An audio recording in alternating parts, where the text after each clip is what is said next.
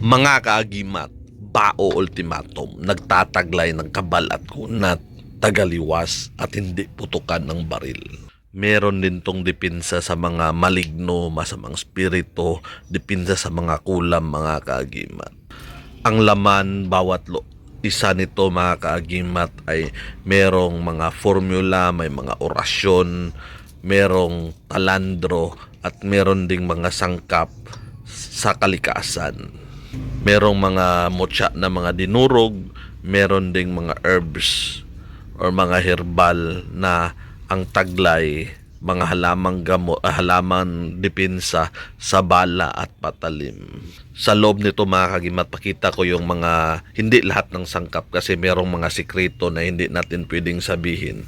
Ito yung pakita ko, yung mga secret, yung hindi ko sabihin lahat pero yung karamihan sabihin ko.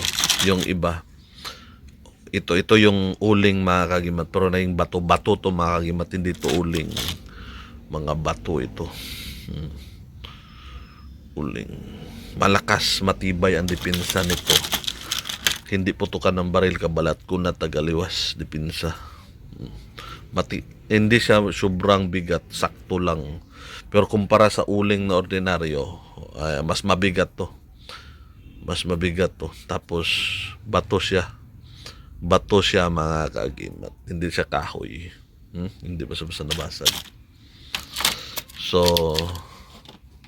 nilagyan din natin ng stack up na kahoy, mga kaagimat. Yung ano niya, part ng kahoy, hindi na siya, hanggang dyan na lang, hindi na siya matagal ko na itong pinapakita, mga kaagimat, ilang years na, hindi pa naubos kasi malaki, small parts lang kasi yung nilalagay ko. Ito na, ganito talaga to, mga kaagimat, pero syempre kinukunan ko, inilagay ko dyan. So ito yung forma niya, hanggang doon lang yung hindi na siya lumagpas ba or naging stack up na.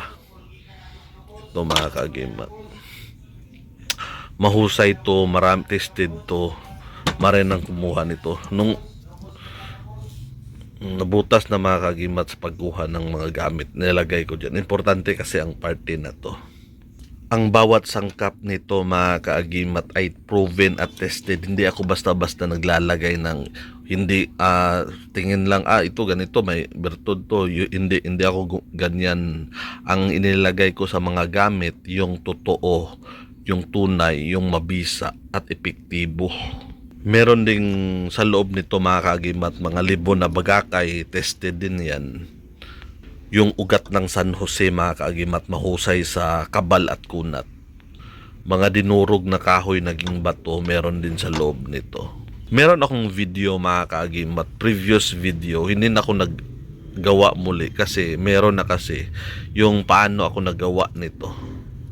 Yung anong formula nilagay ko, yung mga sangkap, hanggang nakakreate ako ng ganito. Video yun previously. Pwede ninyong ma-search sa YouTube, mga kaagimat. Yung formula nila, mga kaagimat, is merong kahawig at meron ding pagkakaiba sa libon. Ito libon, mga kaagimat. Ito yung mga Bao Ultimatum natin. Yung isang mata, isang bibig. Ito, mga kaagimat, is walang mata at walang bibig. Ito. Ang diferensya sa kanila, mga kaagimat, sila malakas sa tagaliwas. Maraming tao na ayaw ng libon kasi ang diferensya nito is meron siyang tagulilong.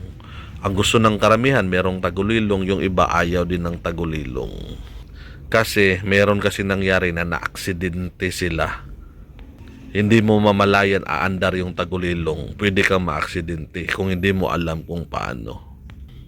Yung gusto nila is mga ganito kasi mahusay ito sa tagaliwas. Pero ito, meron din itong tagaliwas. So, depende na yan sa tao, mga kaagimat, kung anong hilig mo, kung anong gusto mo. Kung ano yung laman ng puso mo, yung gabay ang mag-guide sa'yo. Kung ano yung magugustuhan mo. Bawat makakuha ng mga gamit natin, mga kaagimat, ay meron akong tinuturo na orasyon mga dasal, kung paano sila buhayin, paandarin, palakasin, i-maintain yung kapangyarihan. Yung dasal natin mga kagimat is hindi tayo nagdarasal sa agimat o sa anting-anting. Lahat ng dasal, lahat ng kapangyarihan ay nanggaling sa Diyos. Para sa akin, kung merong bertud yung gamit, pero ang kapangyarihan nanggaling is sa Diyos mga kagimat.